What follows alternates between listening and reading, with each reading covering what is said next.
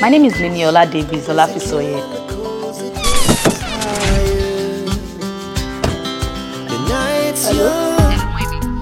Ọmọ yìí dẹ̀ ṣe àgbákò. Jọ́mú wá fẹ́ bí ẹ ń pẹ̀ṣọ̀kọ̀ tó lè bá mi ṣòro gúnṣá.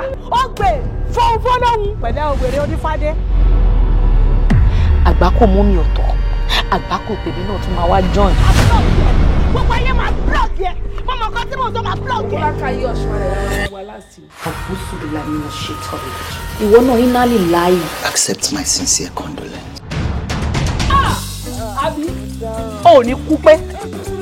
Wo sori bàbá ẹ̀ yìí Ọlọ́run bá gbọ́ mo promise bí mo yìí máa pa. Ló tiẹ̀ dá bẹ́ẹ̀ Ọlọ́run ṣe ó dà pé o ti waṣọ ọ̀fọ̀ sílẹ̀. Ọ̀wọ́ á jẹ́ pé ọ̀fọ̀ ta fẹ́ ṣe ó fẹ́ pọ̀ lẹ́nu ìjọ mẹ́ta yìí. Ṣé ọ̀rọ̀ tẹ́ sọ yìí ṣó dá yín lójú? 100% certain.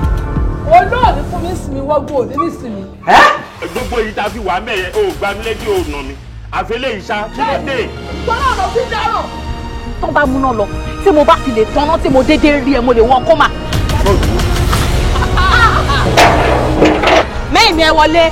Tí n bá bá yín tẹsẹ̀ bọ́tọ́ ọlọ́run máa regret it. Wọ́n sọ fún mi. Kí má ṣe pọ̀ bá kí n kẹ́lu mọ̀ ní. Ṣé o mọ sí ìyàbá já pure water? Bóyá máa ń já nìyẹn.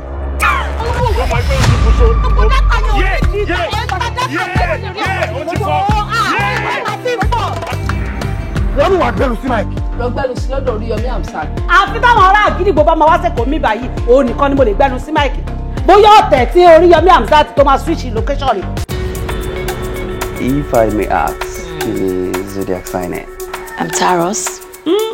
I am determined, hardworking, and I'm a loyalist. And stubborn. Mr. Bọ̀sún Adétẹ̀ ni wọn ò lè fún wàrà mọ́ lè da wàrà náà.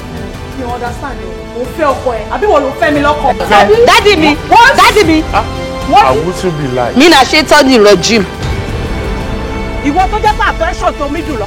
Kéèyàn bá mọ mi jù kan, ó bẹ́ẹ̀ tàjú kéèyàn máa gbàtẹ́ sára lọ. Olórí kúkú lẹ́lẹ̀. Tó ń mú o complain o, come again ló máa sọ fún mi o, come again baby o.